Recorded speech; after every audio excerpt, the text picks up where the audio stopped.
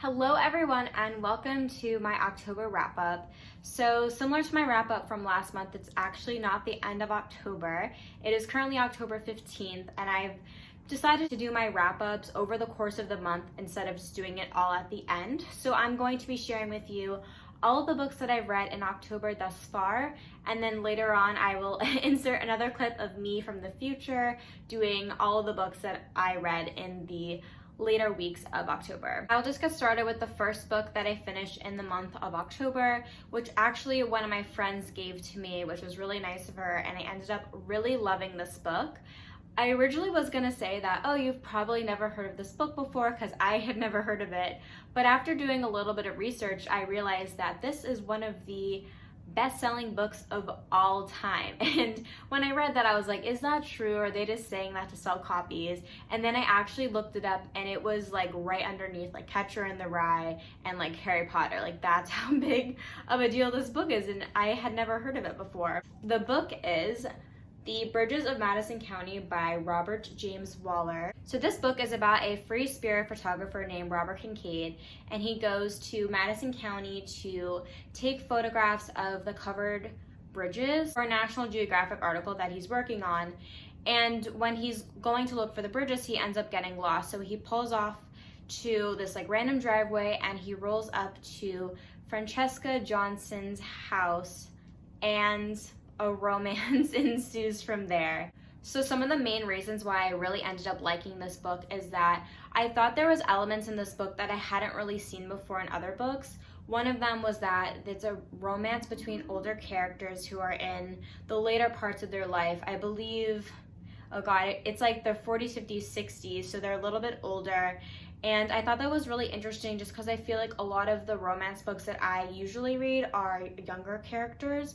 I also liked how this book is set in rural Iowa, so it's set in the rural Midwest, which is also another feature of a book that I don't usually read about a lot. This book is also really short. As you can see, it only took me like a day to read, but it was just a really quick and easy book to get through. I also liked how the writing in this book was really beautiful.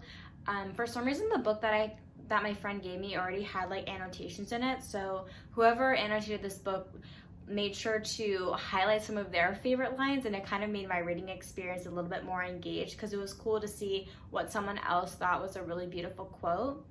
But one of my favorite quotes from the book is, "Analysis destroys wholes. Some things, magic things, are meant to stay whole. If you look at their pieces, they go away." And I really liked that quote just because I felt like it's for anyone who overthinks a lot, which sometimes I can do, and I thought that was just a really beautiful and touching quote. Also, this book is a movie and Meryl Streep and Clint Eastwood are in it, so obviously it's a movie that I probably want to check out, but I ended up really liking this book, and it was really interesting seeing the characters make really difficult decisions and how their love story developed and kind of what happened after that. And I highly recommend if you're looking for a really heartwarming and beautifully written romance novel. And I gave this book a 5 out of 5 stars. The next book that I finished this month, I actually did an entire reading vlog about it, and so I'm not going to go into too much detail. If you're interested in learning more about this book, my reactions as I was reading it, or just want to watch a reading vlog, I will link that down below. But it is The Midnight Library by Matt Haig. So this book is about a woman named Nora who is kind of at a really bad place in her life, and she is contemplating taking her own life because she's had a lot of regrets in the past and she feels bad and she wants to undo them, but there's nothing that she can do. And then all of a sudden one day she stumbles upon the Midnight Library, which is basically a library with a bunch of an infinite amount of books that has a different outcome for her life. So it can be she chose a different career path, or she went to get back together with a guy that she had broken up with, and she basically gets the opportunity to live all of the lives in the what could have been. And it's a really interesting book because it really explores her personal life journey as she goes from being down and out to kind of getting a second chance and kind of coming to conclusions about, would my life actually be better if I had done all of these things? And it kind of just like made me think about life differently, and I always think back in my own personal life, if I had chosen differently, what would the outcome of my life be? And I thought that the concepts in this book were really, really interesting. The only downside about this book, I feel like, is that I was more interested in the concepts of the library, which had this really amazing magical and fantasy element to it, more than I was actually rooting and cared about the main character. But I do think that this book really talks about mental health in an important way and has a lot of beautiful life lessons in it. Again, if you want to hear more of my thoughts, definitely check out my reading vlog below. But ultimately, because I think that this book is so important with regards to mental health, and I think this book will help a lot of people who will read it, I decided to give it a 4 out of 4 stars. Oh my god, I decided to give it a 4 out of 5 stars. So the next book that I ended up picking up this month, my friend also gave to me, and it's called The Girls by Lori Lansons. This book was really interesting. There was a lot of elements to this book that I've never read in other books before. So The Girls is about Ruby and Rose, who are conjoined twins, and they are conjoined at the head, so like kind of near the ear. So they've lived side by side their entire lives. And it's kind of interesting the way that it's written. So it's written in primarily first person with a little bit of second person element to it by Rose, who is the reader and the writer of the twins. And she just wants to chronicle her own story. And then it's really interesting too because Ruby, who is the other twin, also inserts some of her chapters into the book too, so she'll write from her perspective, and they definitely have very different personalities. And what this book really talks about is just living life, being side by side and basically inseparable from someone, and kind of focusing on like how they have found their individualities and the struggles that they've had to go through, but they go through it all together. And it's just really interesting to hear about their experience being conjoined twins, as I've never read that kind of theme in a novel before. I also really like that this book is set in a rural setting as well. So this book is set in Canada, right outside of Detroit, and they just talk about their experience living in a small town and the trials that they've had to go through. They're approaching their 30th birthday, which is why they want to write a novel about all of the things that they've been through in their life. And this book, I'm trying not to spoil it because I kind of want, if you pick it up, to go in blind, but it's about like a lot of, struggling with life and grief and all of these things that they've been through. So I think I gave this book like a 3.75. I think I gave it that rating because although I was really interested in the concept of the book, some of the backstories of like the people that raised them weren't as interesting to me. I would have rather heard about their struggles with their own individuality, as they are completely different people, but they're obviously conjoined together. But ultimately, I thought this book was really interesting, and if this concept interests you at all, I would definitely give this one a read. So the next book that I finished this month was Wild by Cheryl Strayed. I listened to this book on audio, and this book took me literally forever to read. I usually never take the full amount of time when it comes to audiobooks, which is for me 21 days, but this book took me 22 days. I had to renew it in order to finish it. It was 13 hours long, which I felt like was just way too long for a book like this, and it's only like 300 something pages, so I don't really know why the audiobook was so long. But before I get into my opinions about Wild, let me at least tell you what it's about. So Wild is about Cheryl Strayed. It's a memoir, and at 22 she basically loses everything. Her mother dies and her marriage collapses, so she decides to hike the Pacific Crest Trail, which is a trail that goes along the coast of the US. So she starts in California, goes up through Oregon and Washington, and it's just about her experience being on the trail and all the things that she's been through and the trials that she had to go through. So this book is like a bestseller, and like everyone's like always raved about it. I've seen it for so long, and I decided to eventually just pick it up. And it didn't really live up to my expectations.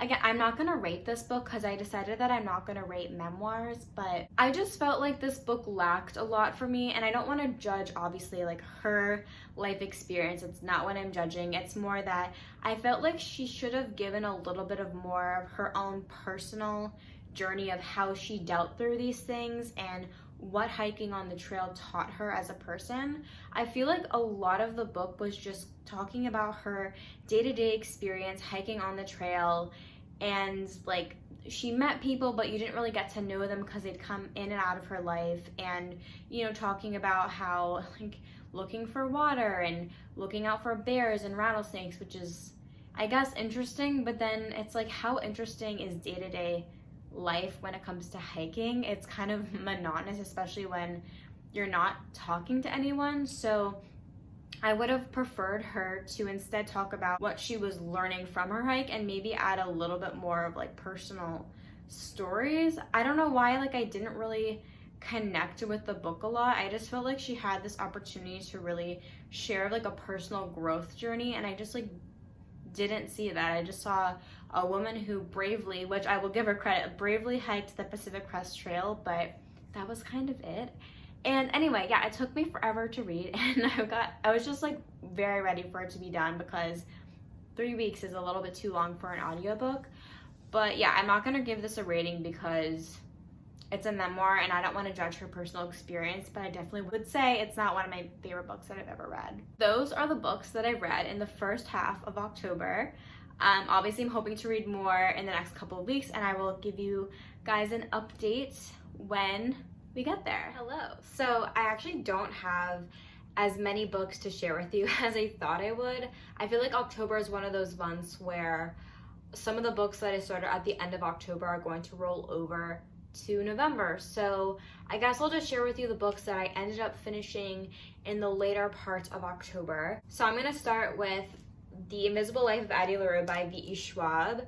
This book came out at the beginning of October, and if you don't know, this book is about Addie LaRue, who in the early 1700s makes a bargain with the devil to live forever and is cursed to be forgotten by everyone she meets. So I have a whole reading vlog about this book where I basically go into a lot of detail on my thoughts and opinions of this book, and it's basically just a gush reading vlog. I'll actually link that down below if you want to hear more of my in-depth thoughts on this book. But if you haven't watched it, I absolutely loved this book so much. I gave it a 5 out of 5 stars. It's definitely one of my new favorite books. It's a great mix of contemporary but also with some fantastical elements. And I thought that V.E. Schwab did a really amazing job of just writing so eloquently and beautifully and just creating a really amazing character-driven story. I forgot to mention, but after she makes the bargain with the devil, she then meets someone in modern day who remembers her name, and that's kind of where the entire book takes off. But ultimately, I really, really loved this book. I know that this book is extremely hyped and you're seeing it literally everywhere. Booktubers are talking about it. Even when I go on Amazon or Goodreads, this book is always sponsored and I always get ads for it, which I always find to be really annoying. But in this case, I honestly think that it's worth it. And if this book interests you, I would highly recommend picking it up. It's hard to recommend books because I know that a lot of people have liked this book, and the reasons why I like this book are probably not the reasons why you're going to like it. But if the concept interests you and you like fantastical elements, you like a little bit of romance, you love lyrical writing, this is definitely the book for you.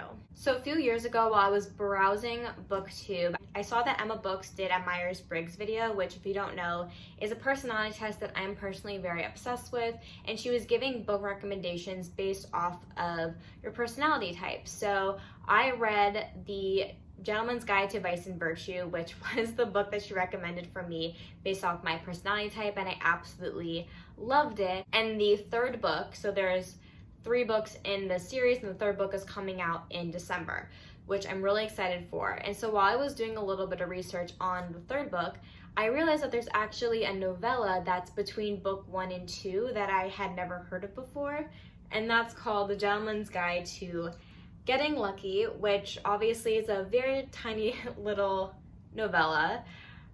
This is the rare appearance of a YA book on my channel. As you probably know, I don't usually read a lot of YA. This book I basically read in one sitting. It was really short and fast. If I were to explain this book takes place after the events that happened in book 1, although you don't really need to read the books in order to enjoy the story. But this is about Monty, who is the main character in book 1, and he had a crush on his best friend Percy, and this is just about their relationship, and it's literally like the title, it's just about him getting laid. I mean, honestly, that's the entire book. Like, it doesn't really have a huge plot. It kind of just goes into a little bit more detail on their relationship, but I don't know. I'd only recommend this book to you if you are a fan of this series. It's like, why not pick it up just to get a little bit more context? But to be honest, I'm looking forward to the third book more so than I was the novella. I don't think I actually gave this a rating because it's a 100-page YA book. I don't know, like, it was like a very like cute light read, so I don't even think I actually gave this one a rating. So after I finished Wild, I needed to find a new audiobook. So obviously, I don't know what it is, I've not been picking up the best audiobooks recently, and I decided to pick up Eat, Pray, Love Made Me Do It, which is just a essay collection by various authors. A few months ago, I read Eat, Pray, Love by Elizabeth Gilbert, which I'm sure you've heard of, but it was a groundbreaking book at the time about a woman who got divorced and wanted to find herself, and she traveled to Italy, India, and Indonesia, and basically had this soul-searching kind of journey, and it influenced so many people, and millions of copies of that book were sold, and it had such a huge influence on culture, and especially in the lives of women, but also actually in the essay collection there were some men that shared their own experiences. So this book was basically just a collection of essays on how Eat, Pray, Love has significantly impacted their lives, which sounds like a really interesting idea for an audiobook, but to be honest, I thought the original Eat, Pray, Love was obviously a lot better than this essay collection. My main issue with this essay collection is that I feel like, one, I don't like essay collections, and also the essays weren't long enough for me to really get invested into each person's story. I think if each person had a standalone book where it went more in depth in their own personal journey, I would have found it a little bit more interesting. And this book honestly felt kind of like I was reading Amazon testimonials rather than hearing anything that was like really concrete or interesting. And I hate to shame it because I know that these are people's personal like journeys and life experiences, which is why I'm not giving this book a rating, because I consider this kind of like a memoir, but I just didn't feel like the book really hit home like it could have. I honestly think it would have been better if it had like 3 or 4 like extended short stories versus having a bunch of tiny little short stories that kind of all blended together. They all followed the same exact formula, even though each person was different. But this book was a lot shorter than Wild, so that made it a lot better. And yeah, I'm kind of just like maybe gonna stray away from books like that and just, I don't know, find an audiobook that I actually like. So those were the last couple of books that I read in October. Let me know if you've heard of any of those books or if you've read them or what your reading plans are for November. Thanks again for getting all the way to the end of this video. I really appreciate it. Don't forget to like this video and subscribe to my channel if you haven't already, and I will see you guys in the next one.